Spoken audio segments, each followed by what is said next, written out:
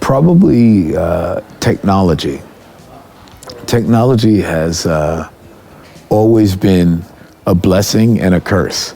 It's always given us the means to an end, but it's never as good as we want it, so we always have to work around. I started out in the completely analog era, where if we wanted music that was an exact groove to go around, we actually had to cut a tape loop and, situate microphone stands to keep the tension tight to run it across the heads over an analog tape recorder. I mean, those days are gone. Now you just make a loop, you go backwards. When I did a record, I did the Duran Duran record, Notorious, we made the analog master, that effect of no, Notorious, that is actually cutting the two-track tape and having the left side go forwards and the right side go backwards. I mean, so that's the era I come from. Nowadays, you could easily do that. In the old days, that was like, man, we got to get it exactly right, so. I won't tell no lie. All of the people. Wow. There is no secret. It's how I hear music. I don't think I've ever had a hit record in my life that I didn't play guitar on. And it doesn't make any difference whether it's a group like Daft Punk or an artist like Diana Ross, where some people will go into the studio with me and they don't know what I'm gonna do. They know I'm the producer or they know I'm the songwriter. They don't know that I'm actually gonna play. They don't know that I'm actually gonna do all the orchestration. They don't know that anything. They just know, oh, we met this guy, Nile, we like him, now we wanna go make a record. Then I wind up doing many, many jobs. So I think my secret is, it's not really a secret because it's not like I try and hide it. I just learned a lot about music and I hear music a certain way and I'm always trying to do something new. So I know you can't always do something new, but if it's new to you, it's new. So that's what I try and do.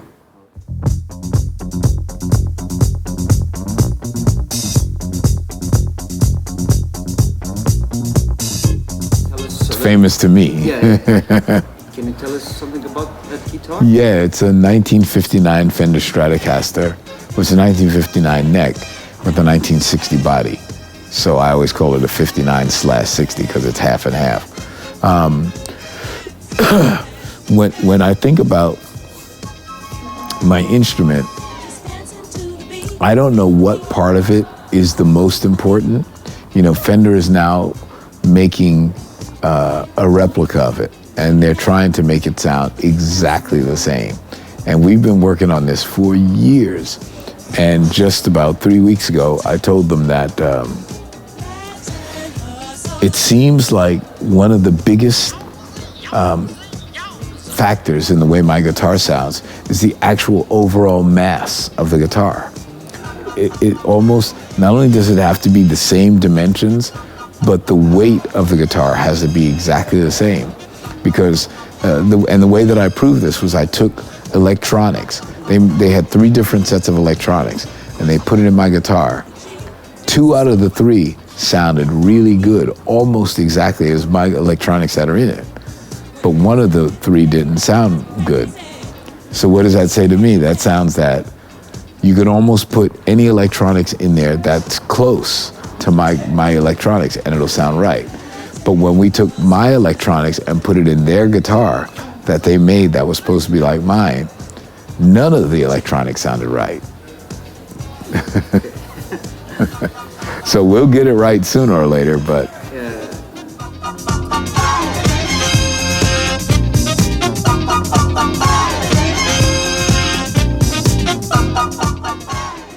yeah, I mean, it's, specific? Oh yeah, I mean, my microphones are a key part of the recording business, and I've never worked in a studio that doesn't have a wide array of microphones because, I come from the analog world. And so much of what we recorded, we cut to tape, and it sounded right when it went to tape. Sorry, I'm a little cold. Just to give you an example, if you take David Bowie's album, Let's Dance, and you just put the faders to 0, it almost sounds like the mix of the record. And you could do that to any of my records. They all sound like that because we record them right going to tape. Now, in the digital era, we don't do that so much. We actually want the flexibility of being able to manipulate the sound afterwards. So now when I play guitar, I actually play dry on every record. I don't go through any amplifiers or anything. I'll go through a preamp, but I won't record my amplifiers.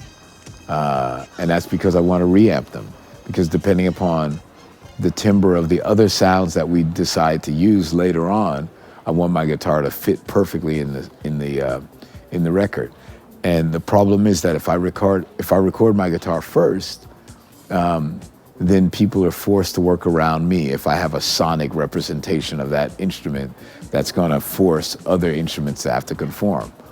The way that I like to play is I usually like to go last. I just saw an interview with Brian Ferry, and he says, no matter how many musicians we have on a tape, Nile Rodgers can go in and find a spot in the middle of chaos and make the groove better. I like having that role. I like being the person who can think of that stuff. So now when I'm writing songs and it's starting out with me, in the old days, we would just make it right because that's how we did it. So when you listen to Let's Dance, there's only one take of Let's Dance. There's only one take of Good Times. Because once we get it right, we go, okay, that's it, and move on. But in today's world, I know that there's going to be remixes, there's going to be all sorts of stuff, and I don't want to have a person locked into a sound because that's the sound that I heard the day that I recorded it.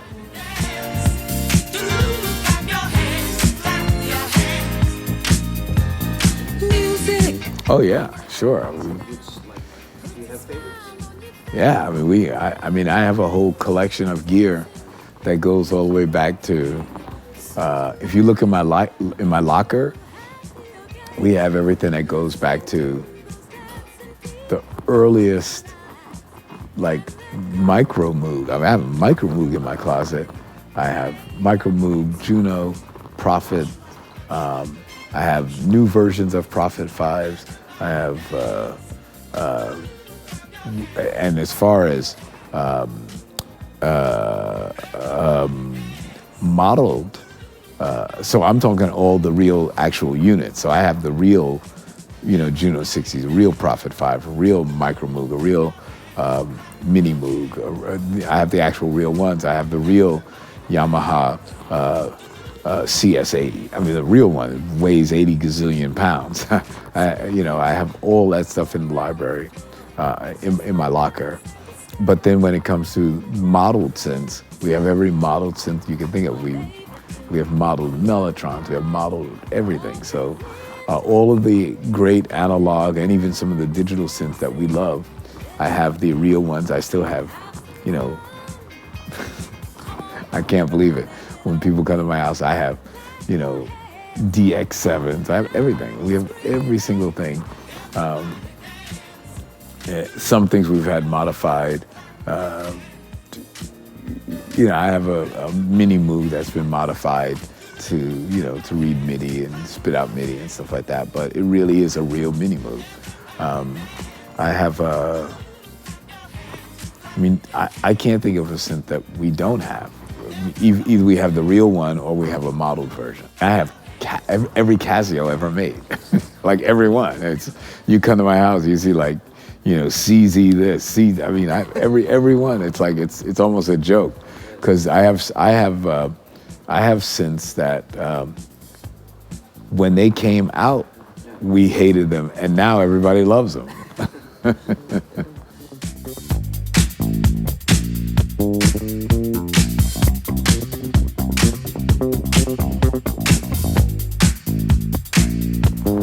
have every plugin I can think of. I mean, So any specific, any EQ compressors that you like more than others?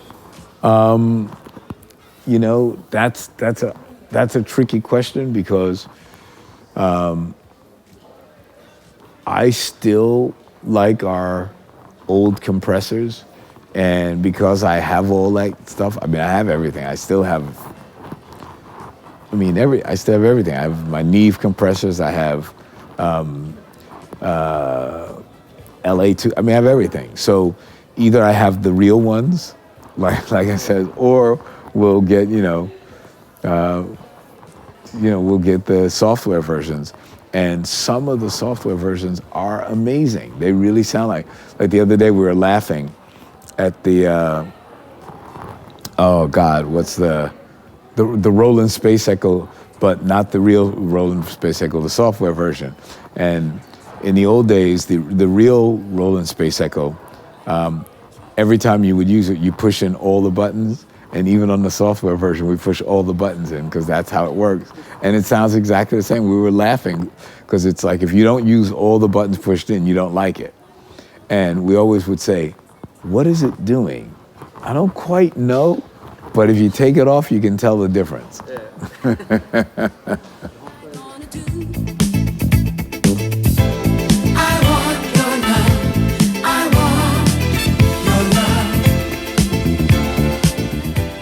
They say that we're the surrogate fathers of hip hop, that we're the sperm donors of hip hop, because so many of our grooves have been the foundation of huge hip hop records. Of course, the first one, Good Times with Rapper's Delight. That record, when we did Good Times, we had no idea that it would go on to influence so many rappers and so many MCs and so many DJs.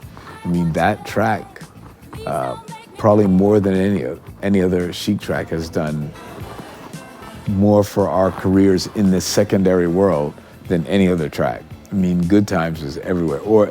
And even LaFreak. I don't know any DJ that doesn't have a sample of like not one. I want your love. I need your love. I'll share. Well, I never try and give advice, but the one thing I would say is the thing that I feel, and maybe that means something to other people, is I love what I'm doing. And I'm smart enough to know that just because I love it doesn't mean that other people are going to love it. I hope they do. But I've learned to love the frustration of not having hit records, of doing something that I truly believe in my heart is good, but sometimes that work doesn't find an audience. But it makes me smarter because it goes on to become the foundation of something else that turns into something else. And that's the truth. I mean, I really love some of my records that have not been hits. And I think that you could hear in some of those records the process developing. You could hear me growing up, if you will. It's almost like a child learning how to walk.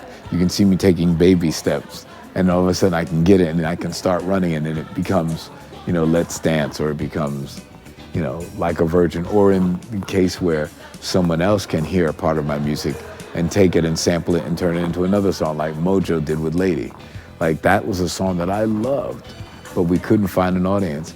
Mojo took that, sampled it, turned it into Lady, and we had #1 records all around the world.